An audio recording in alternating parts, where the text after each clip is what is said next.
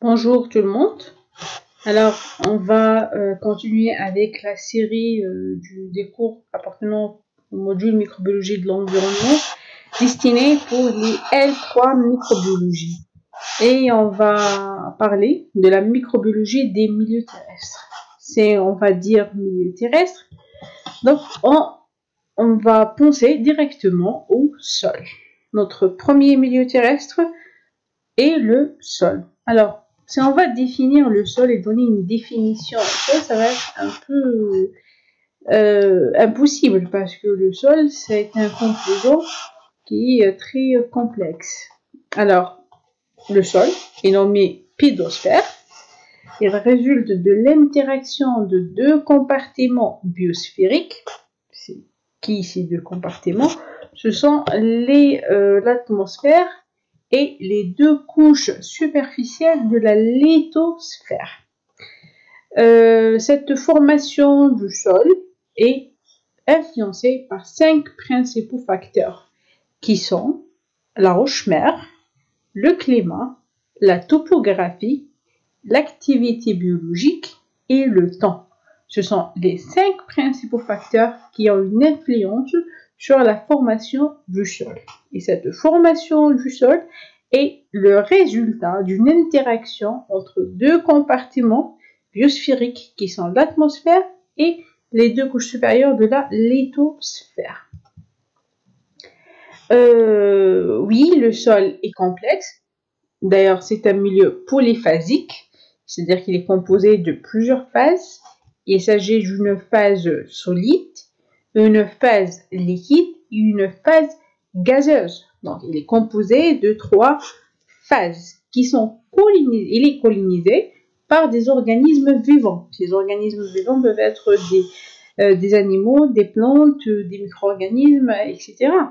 Il est traversé par des flux d'énergie et de matière dont la régulation est en grande partie assurée par les communautés vivantes qui le colonisent. Donc, c'est un milieu d'interaction. La première phase importante qui compose le sol est la phase solide. Elle est composée elle-même de sels minéraux qui forment 93 à 95 de cette phase, de la matière organique et aussi le troisième composant de cette phase solide, ce sont les organismes vivants. L'ensemble des 3 composants forment l'agrégat ou bien les agrégats du sol. Et la proportion relative de ces particules, qui sont les agrégats, définit la structure du sol ou la composition granulométrique. Donc cette composition granulométrique du sol, elle dépend de la proportion de la taille des agrégats qui sont composés par des sels minéraux, des matières organiques et même des organismes vivants qui font référence à une phase solide. La deuxième phase qui compose le sol est la phase liquide. Et par phase liquide, on peut pas dire c'est de l'eau, mais par contre, c'est la solution du sol. Et cette solution du sol, elle conditionne l'activité biologique. Et elle est la clé de la plupart des processus physico-chimiques qui ont lieu dans le sol. La présence d'une couche d'eau, de solution du sol, est nécessaire à la survie des bactéries, des nématodes et des protozoaires. Elles sont considérées comme des organismes aquatiques parce qu'ils sont capables de former des films, des biofilms bien sûr, et d'autres peuvent nager dans cette solution pour assurer leur déplacement. La troisième phase, c'est la phase gazeuse. La phase gazeuse est un mélange de gaz et de vapeur d'eau qui forment l'atmosphère.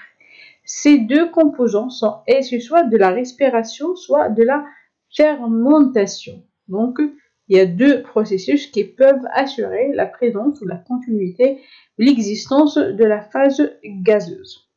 Donc, la composition de l'atmosphère du sol, qui est la phase gazeuse, est crucial pour la croissance des plantes et l'activité des organismes. Alors le sol, pour avoir un sol, il faut qu'il soit formé. Donc le sol, il est composé déjà par plusieurs couches et sa formation nécessite un temps, nécessite des années, des siècles pour avoir cette composition. Donc grosso modo, après la couche des plantes, on trouve l'humus, c'est la première couche. Et puis on a la couche arable, le sous-sol et la roche-mère. Donc la roche-mère, c'est en quelque sorte l'origine du sol. Donc c'est pour ça qu'elle fait partie des 5 principaux facteurs qui déterminent, qui conditionnent la formation d'un sol. Donc on va commencer par la roche-mère. La roche-mère, c'est la partie superficielle de la croûte terrestre et le support du sol, c'est l'origine. Elle est 100% minérale et on ne trouve pas de vie dans cette partie. Juste après la roche-mère, on aura la formation du sous-sol. Et le sous-sol, c'est tout simplement une partie qui est pauvre en humus, il n'y a pas de matière organique, et il y a peu de traces de vie. La présence de la matière organique conditionne en quelque sorte la présence d'une vie. Juste après, c'est la couche arable. Et la couche arable, c'est un mélange riche en humus. C'est la matière organique qui est issue de la décomposition de la matière végétale et de minéraux. Donc, nous avons les deux composants essentiels pour avoir quand même un sol. Et enfin, nous avons l'humus. L'humus, par définition, c'est la matière organique. Il est considéré comme une terre riche en matière. Cette matière organique, elle est issue d'une décomposition et la décomposition est assurée par les micro-organismes.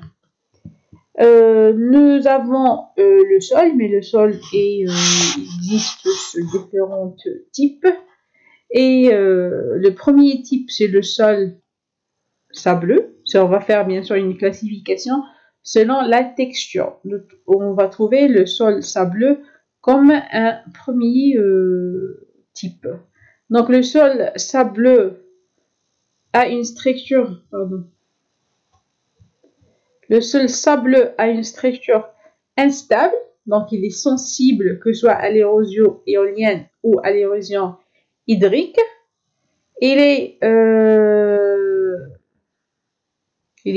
caractérisé par une structure fine des particules, donc ce qui va augmenter la percolation de l'eau. Le deuxième type, c'est le sol limoneux, qui contient beaucoup d'argile et qui est considéré comme un sujet des érosions hydriques. Enfin, nous avons le sol argileux, donc nous avons une forte proportion d'argile et qui a aussi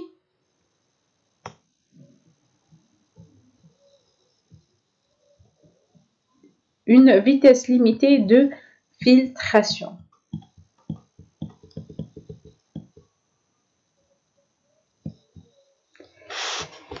Le sol, comme étant un composant essentiel de notre globe terrestre et un environnement très complexe et riche, il est considéré comme une interface d'échange entre l'atmosphère et l'hydrosphère et la lithosphère. Donc, nous avons l'existence de ces trois sphères. Et donc, c'est un lieu de transfert et de stockage de l'eau et de l'énergie aussi. Il peut être considéré comme un filtre physique. Il va permettre, comme étant une membrane qui va permettre la rétention de particules. Et aussi, il est considéré comme un filtre chimique grâce à sa capacité d'absorption. Il permet l'absorption des polluants, par exemple, et aussi la filtration des eaux de pluie qui vont partir vers les nappes souterraines. Donc, c'est une fonction dépuratoire. Grâce à cette fonction, les nappes souterraines sont considérées comme des eaux relativement aseptique. Voilà. On va éliminer le facteur pollution. Et le sol est un lieu de recyclage des matières organiques grâce à des cycles qui existent, les différents cycles, qui permettent la disponibilité des éléments minéraux tels que l'azote, le phosphore, etc. Le sol, il est considéré comme une réserve de biodiversité importante parce que c'est un environnement qui est très, très riche en différentes communautés. Alors, ce qui nous intéresse le plus, c'est la communauté microbienne qui peut exister dans cet environnement. Et encore une fois, le sol est un habitat qui est favorable à la prolifération des micro-organismes, que ce soit des prokaryotes ou des eucaryotes. Le nombre est supérieur à celui trouvé dans les eaux douces ou marines. Donc, c'est un nombre vachement très important par rapport au milieu aquatique.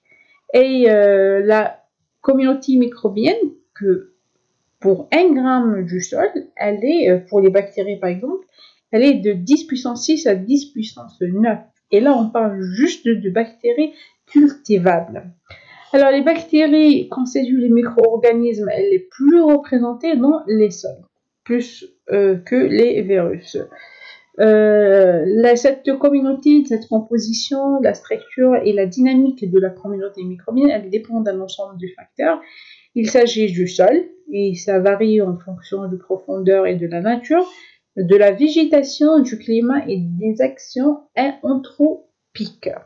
Alors voilà pour la partie sol. La prochaine fois, on va voir notre milieu terrestre qui va être le sujet de notre étude. Merci pour votre attention. J'espère que c'était clair, simple surtout. Et veuillez poster vos questions dans les commentaires. Et abonnez-vous. Merci. Bye bye.